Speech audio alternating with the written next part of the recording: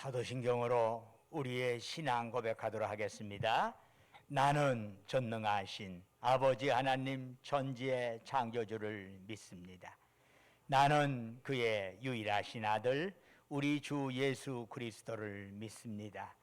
그는 성령으로 잉태되어 동정녀 마리아에게서 나시고 본디오 빌라도에게 고난을 받아 십자가에 못 박혀 죽으시고 장사된 지 사흘 만에 죽은 자 가운데서 다시 살아나셨으며 하늘에 오르시어 전능하신 아버지 하나님 우편에 앉아 계시다가 거기로부터 살아있는 자와 죽은 자를 심판하러 오십니다. 나는 성령을 믿으며 거룩한 공교회와 성도의 교제와 죄를 용서받는 것과 몸의 부활과 영생을 믿습니다. 아멘. 찬송가 29장 찬송 부르겠습니다.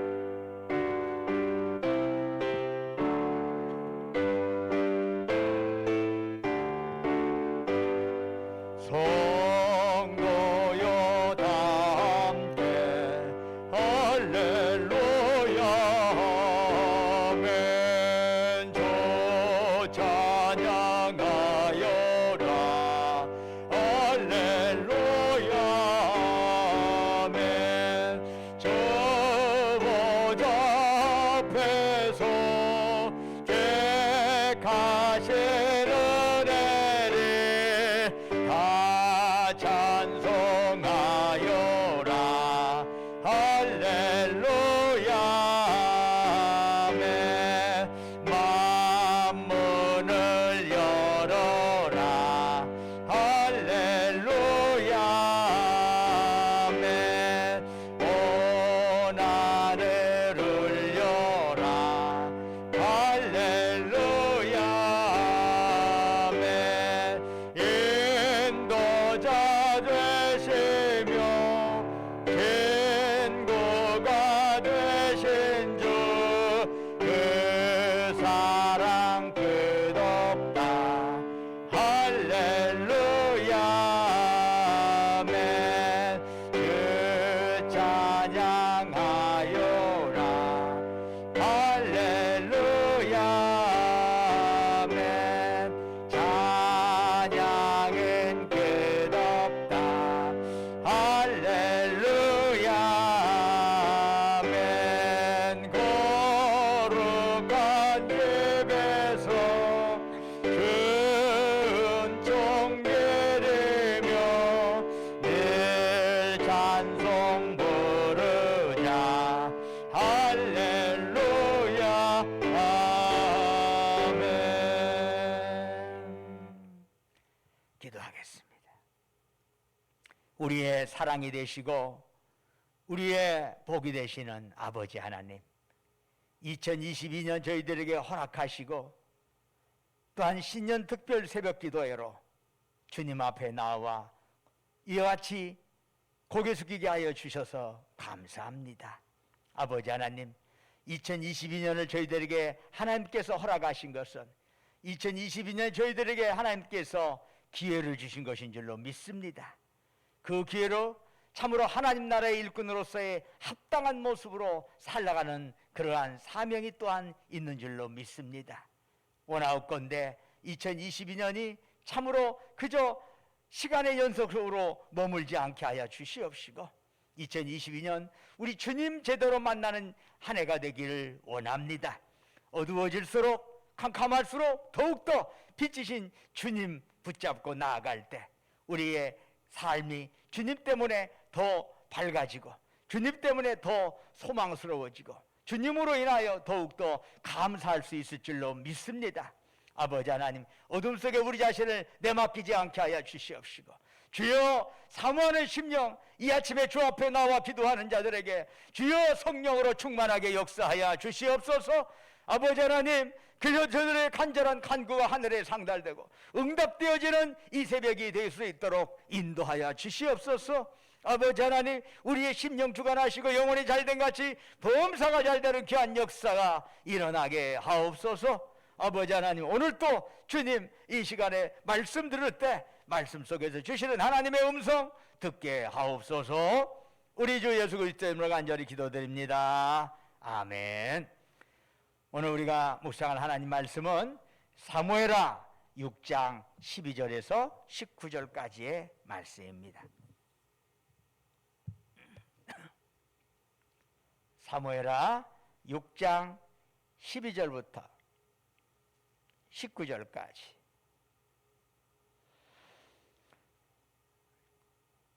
구약성경 471쪽입니다. 구약성경 471쪽에 사무엘하 6장 12절에서 19절까지 저와 여러분이 한 절씩 교독하겠습니다. 12절입니다. 어떤 사람이 다윗 왕에게 아뢰어 이르되 여호와께서 하나님에게로 말미암아 오벳에돔의 집과 그 모든 소유에 복을 주셨다 한지라. 다윗이 가서 하나님의 궤를 기쁨으로 메고 오벳에돔의 집에서 다윗성으로 올라갈새 여호와의 궤를 맨 사람들이 6걸음을 가매 다윗이 소와 살진 송아지로 제사를 드리고 다윗이 여호와 앞에서 힘을 다하여 춤을 추는데 그때 다윗이 배에 에봇을 입었더라. 다윗과 온 이스라엘 족속이 즐거이 환호하며 나팔을 불고 여호와의 궤를 메어오니라. 여호와의 궤가 다윗성으로 들어올 때에 사울의 딸 미갈이 창으로 내다보다가 다윗 왕이 여호와 앞에서 뛰놀며 춤추는 것을 보고 심중에 그를 업신여기니라. 여호와의 궤를 메고 들어가서 다윗이 그것을 위하여 친 장막 가운데 준비한 자리에 그것을 두매 다윗이 번제와 화목제를 여호와 앞에 드리니라.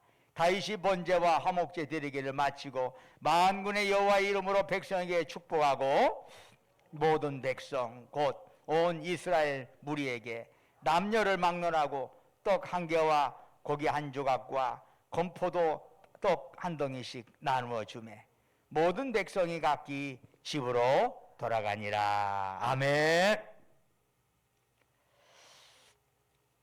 나이가 들어가면서 느끼는 것 중에 하나는 조금은 삶이 느긋해지는 것 같으면서도 다른 한편 무뎌져 간다는 것입니다.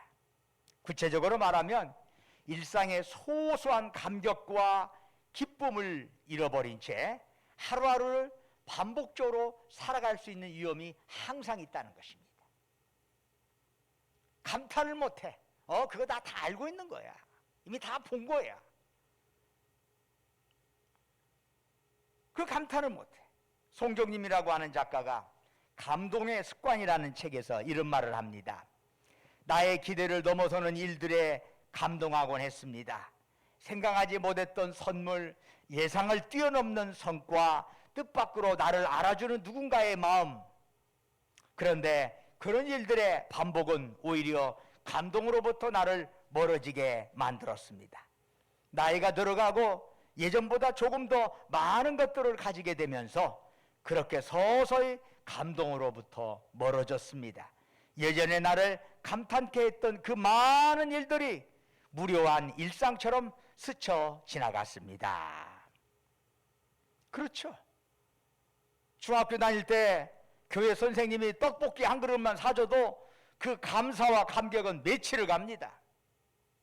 그거 너무나 좋은 거예요. 기말시험 마치고 그 당시에 TV에 영화 그런 것들이 많이 그렇게 익숙하지 않은 형태라 학교에서 보는 단체 영화가 있어.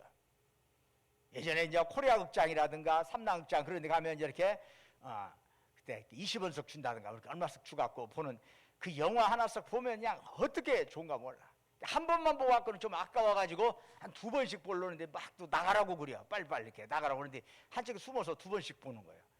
한 3시간 옛날에 3시간 4시간 그렇게 돌아가는 것은 그냥 하루 내에 가서 그냥 있는 거지. 그 영화 그거 보려고. 그래도 그것이 이렇게 재밌어요. 이 송정님 작가는 다른 책에서 다음과 같은 구호를 외치기도 합니다. 두근대면 무죄, 설레지 않으면 유죄. 이 구호를 예배에 접목해보면 이렇습니다. 똑같은 시간에 예배를 드리고 있어도 참으로 설레는 마음으로 예배를 드릴 사람이 있습니다. 그는 무죄입니다. 반면에 아무 설렘이나 기대감 없이 그냥 예배의 자리임을 채우고 있다? 그런다면 그냥 그는 유죄입니다. 다윗은 왕이 된 후에 오랫동안 방치되어 있던 언약궤를 예루살렘으로 가져오기로 결심을 합니다. 그래서 우여곡절 끝에 드디어 언약궤가 예루살렘으로 들어오게 되는데, 그날 다윗의 모습을 성경은 어떻게 그리고 있습니까? 다윗은 하나님 앞에서 힘을 다하여 춤을 추었습니다. 그는 왕의 체면 다 내려놓고 기쁨에 겨워 미친 듯이 춤을 추었습니다. 다윗은 하나님의 말씀이 들어있는 언약궤가 자신의 성으로 들어오는 것에 대해서 그 기쁨을 참을 수가 없었던 겁니다. 그래서 그는 춤을 췄습니다. 백성에게 춤자랑하지 않은 게 아닙니다. 온전히 하나님 앞에서, 오늘 성경 보면 여호와 앞에서 춤을 췄다고 되어 있습니다. 백성들이 쳐다보지만 백성을 의식하면서 춤을 춘 게 아니라 백성을 의식하지 않고 하나님 앞에서 춤을 춘 것입니다. 어린아이처럼 기뻐했습니다. 여러분, 그걸 보면서 참 부럽다라는 생각이 듭니다. 살다 보면은 주체가 안 될 만큼 기쁨이 넘치는 순간이 있습니다. 이대로 죽어도 좋아, 너무 좋다, 이런 생각이 들 때가 있습니다. 그때 그런 기쁨의 감격을 밖으로 표현한 적이 있습니까? 한 번도 없었다면 유죄입니다. 우리에게는 감격을 통한 회복이 필요합니다. 특별히 신앙생활에서는 더욱더 그렇습니다. 함께 모여 예배를 드리고 기쁨에 겨워 찬송하고 박수를 치면서 감격할 수 있는 공동체가 있다는 것은 얼마나 감사한 일인지 모릅니다. 세상은 점점점 복잡해집니다. 얽히고 설켜갑니다. 우리 마음을 아프게 할 때가 참 많습니다. 뉴스는 결코 우리를 행복하게 해주지 못합니다. TV의 사건 사고는 온갖 사건 사고로 가득 차 있습니다. 그것만 바라보다 보면 온 세상이 사건 사고로 둘러싸여 있는 것처럼 착각할 때가 있습니다. 정치 뉴스 봤자 마음에 기쁘고 감사한 일이 하나도 안 보입니다.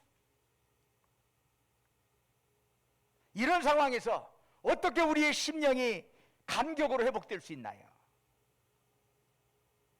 이를 위해서 몇 가지를 우리가 살펴볼 필요가 있습니다.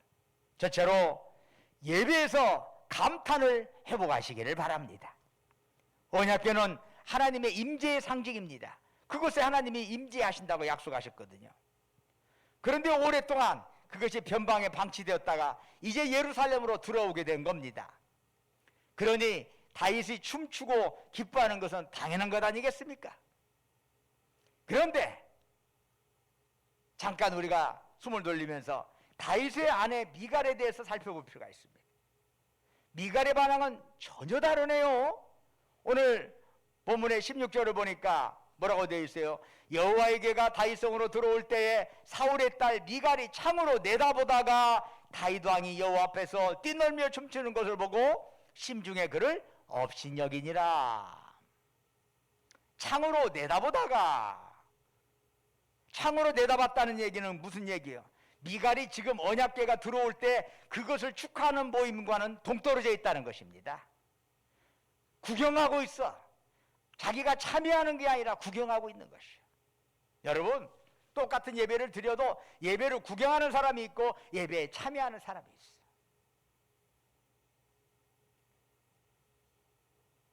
함께 하지 않은 거지. 똑같이 예배를 드리는데 어떤 사람은 손수건을 꺼내서 눈물을 흘리고 감격을 하는 반면 어떤 사람은 그 눈물에 공감하지를 못합니다. 감정적으로 거리를 두는 거지요. 우리는 그것을 창으로 내다보는 예배, 구경하는 예배라고 말할 수 있습니다. 또한 미갈은 다윗을 업신여겼습니다. 미갈은 사울왕의 딸입니다. 왕궁에서 공주로 자라면서 공주로서 갖춰야 할 여러 가지 채통에 대해서 배웠을 겁니다. 그리고 그 기준으로 딱 보니까 다윗은 영 아닌 거요. 왕이처럼은 안 돼. 아마 속으로 그랬을지도 몰라. 역시 목자 출신이라, 목동 출신이라 할 수 없구만. 이렇게 비아냥거렸을지도 모르겠습니다. 역시 왕족 출신이어야 하는데 저 목동 출신이어가지고 아주 제 처지를 어쩔 수 없어. 신부는 어쩔 수 없어. 무슨 왕이 저렇게 채통 없이 사람들 많은 데서 춤을 추냐. 그는 자기의 기준 안에서 다윗을 평가했습니다. 판단했습니다. 비웃었습니다. 미갈은 자신의 그렇게 예배에 참여하기보다는 예배에 참여한 자를 비난하고 평가하는 사람이 미갈이었습니다. 여러분, 우리가 드리는 예배도 그렇습니다. 예배를 드릴 때 숨소리도 크게 내면 안 된다는 생각에 고정되어 있다면 우리는 미갈처럼 고정관념에 갇힐 수 있습니다. 그래서 내 안에 솟아나오는 은혜의 기쁨을 억압합니다. 채신머리 없이 처음에 제가 여기 왔을 때 기억납니다.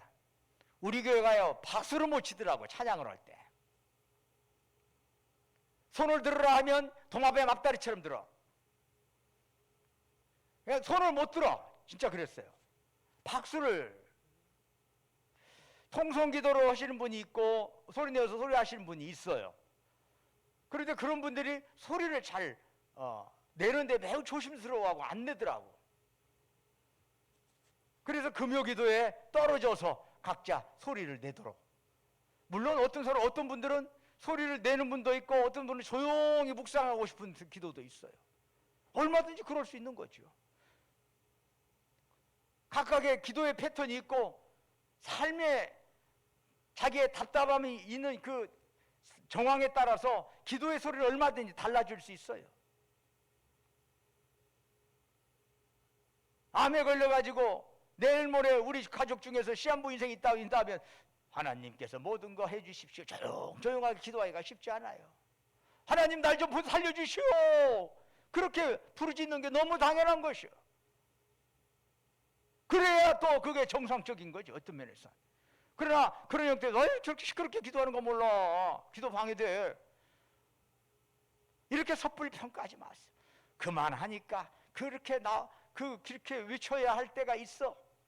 사람이라는 게 조용히 기도할 때가 있는 것이고 외쳐야 할 때가 있는 것이지.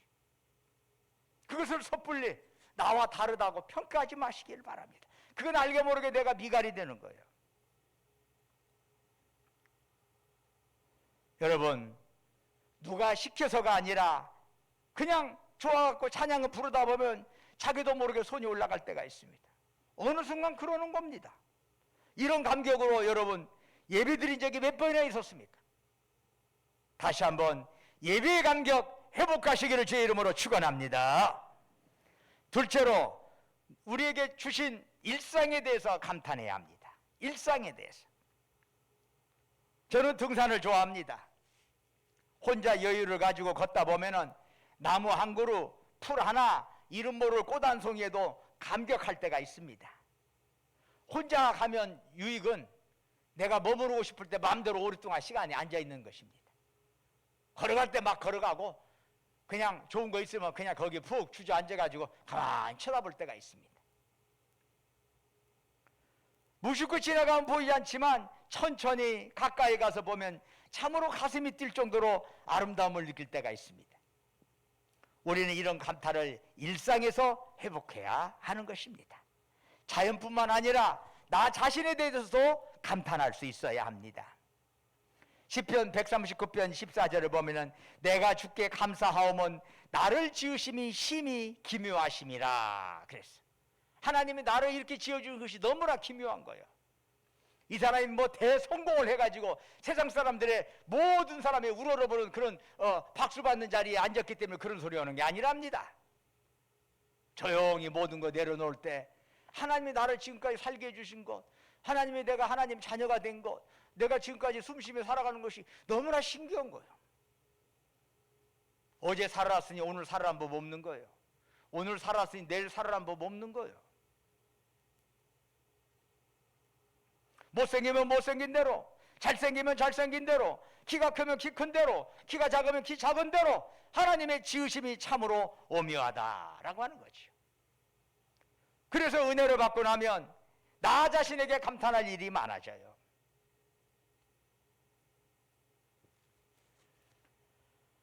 많은 경우에 우울하다든가 자기 자신의 열등감을 갖는 경우의 형태에 대해서는 자기 자신에게 감탄을 못합니다. 항상 자기에게 손가락질을 해. 나 같은 것이 무엇을 하겠어? 나 같은 것이, 나 같은 것이, 나 같은 것이. 이러한 그 자기 열등감, 자기 비하가 결국에는 우울함으로 나 자신을 자꾸 가라앉게 만들지. 그러나 하나님이 나를 받아주셨어. 하나님이 나를 지금까지 이끌어 주셨어. 그러면서 살아가는 모습과 나 같은 것이 하다는 것과의 사람의 삶의 모습은 전혀 달라질 수밖에 없어. 그래서 은혜를 충만하게 받고 나 자신에게 감탄하면 내 안에 있는 열등감이 사라져. 그리고 내 안에 자존감이 다시금 자기 존중감이라고 할까, 하나님 앞에서의 자기 존중감이 살아나게 되는 것이지. 더 나아가서 우리들은 주변 사람들에 대해서 감탄할 수 있어야 합니다. 미갈은 남편의 기쁨에 동참하지 못했습니다. 미갈처럼 남을 비웃고 비아냥거리는 말은 공동체를 새롭게 하지 못합니다. 아무리 신앙생활을 오래 한다 할지라도 다른 사람 비웃고 비판하고 판단하는 데 익숙하고 함께 동조하게 되면 그런 사람들에 의해서 교회는 회색빛으로 바꿔지게 됩니다. 말을 하는 사람뿐만 아니라 그 말을 듣는 모두에게 영향을 끼치는 것입니다. 유대교 신학자인 제가 참 존경하는 신학자 중에 하나가 아브라함 헤시엘이 있습니다. 이 아브라함 헤시엘이 이런 말을 합니다. 나는 하나님께 성공을 구한 적이 없다. 다만 경의와 감탄을 구했을 뿐이다. 그리고 하나님은 그것을 나에게 허락하셨다. 성공의 행복을 가져줄 수 있나요? 수십만 원짜리 호텔 뷔페 식사라도 감격이 없으면 행복한 마음으로 먹는 설렁탕 한 그릇만 못합니다. 기쁜 마음으로 먹는 설렁탕 한 것이 훨씬 더 피가 되고 살이 되는 것이. 사랑하는 여러분, 일상에서의 감탄을 회복할 수 있기를 주님의 이름으로 축원합니다. 셋째로 우리가 염두에 둬야 할 게 감사를 회복해야 해요. 감사를. 다윗이 거리에서 기뻐하며 춤을 출 수 있었던 것은 그것은 하나님의 은혜에 대한 감사가 있었기 때문이죠. 감탄은 마음속에 느끼면서 탄복하는 것이 감탄이야. 그리고 그 감탄이 내 안에 있던 것 감탄이 우러나오는 감탄이 상대방에게 표현될 때 그것을 감사라고 할 수 있어. 한자로 감사는 느낄 감구와 살해할 사자로 되어 있어요. 그런데 감사에서 그 사자는 말씀 원변에 쏠사자가 합쳐진 글자야. 감사자가 말씀 원변에 쏠사가 들어 합쳐졌어.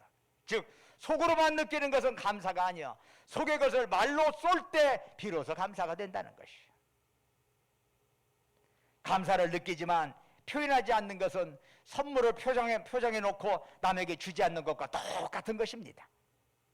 작은 것일지라도 우리 안에 감탄을 감사로 드러낼 수 있기를 축원합니다. 우리 모두에게 어둠이 가득하고 모든 것이 짓눌려 있을 때 무엇보다도 감탄이 필요해. 그리고 그 감탄을 입술로 표현하는 감사가 필요한 것이. 작은 들꽃 하나에서도 감탄이 나오고 작은 음식 하나에서도 감탄이 나와야 합니다. 어린아이 같은 마음이지. 어린아이 같은 마음에 너무 좋다 하면서 이렇게 감탄할 수 있어야 돼. 이건 다 먹어봤어. 이건 그냥 완전히 감탄에 찬물을 끼얹는 거지. 함께 감탄할 수 있는 사람이 진정 하나님 앞에 가까운 사람이에요.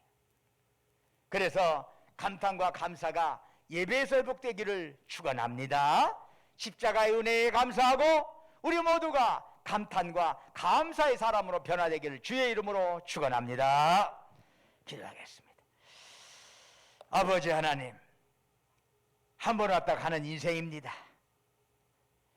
세상 잘 알지도 못하면서 마지 않은 것처럼 모든 것이 내 머릿속에 들어있는 것이 좀 착각하면서 그렇게 살아가는 사람 되지 말게 하옵시고 우리에게 주신 하루하루가 새로운 하루입니다. 2022년 오늘도 1월 4일도 첫날입니다. 한 번도 경험해보지 못한 날입니다. 또한 이날 지나가면 또 그날은 다시 오지 않습니다. 하루하루가 주님 주신 은혜임을 알고 감탄할 줄 알고 감사할 줄 아는 저희들의 삶이 되기를 원합니다. 아버지 하나님, 어린아이처럼 그렇게 좋아하고 감사할 줄 알고 하나님 앞에서 춤을 출 수 있는 그러한 우리 신광교회 교우들이 다 되기를 바랍니다. 사람 눈치 보지 말고 하나님 바라보면서 하나님도 좋아하고 기뻐하면 하나님께서 또한 그거 받으실 줄로 믿습니다. 창으로 내다보는 미갈처럼 되지 말게 하옵시고 온전히 함께 예배의 장에 모여서 온전히 찬양하고 기뻐하며 손을 들어 하나님께 영광 돌리는 그러한 예배가 회복되게 하옵소서. 우리 일상의 삶에 있어서도 감탄할 줄 알고 감사할 수 있게 하옵소서. 그것이 주님이 기뻐하신 뜻인 줄로 믿습니다. 우리가 너무나 점잖은 모습으로 살아가다 하나님 앞에서 점잖은 모습이 아니라 어린아이 같은 모습이 제대로 돼 받아들여지는 것인 줄 믿습니다. 기뻐하며 찬양하고 우리의 삶에 성령의 충만함으로 그렇게 살아가게 하옵소서. 오늘 또 기도하는 모든 자우에 함께 하시고 기도하는 놀라운 그 제목 위에 하나님께서 능력으로 함께하여 주옵소서. 우리 주 예수 그리스도 이름으로 간절히 기도드립니다. 아멘. 하늘에 계신 우리 아버지의 이름을 거룩하게 하시며 아버지의 나라가 오게 하시며 아버지의 뜻이 하늘에서와 같이 땅에서도 이루어지게 하소서. 오늘 우리에게 일용할 양식을 주시고 우리가 우리에게 잘못한 사람을 용서하여 준 것 같이 우리 죄를 용서하여 주시고 우리를 시험에 빠지지 않게 하시고 악에서 구하소서.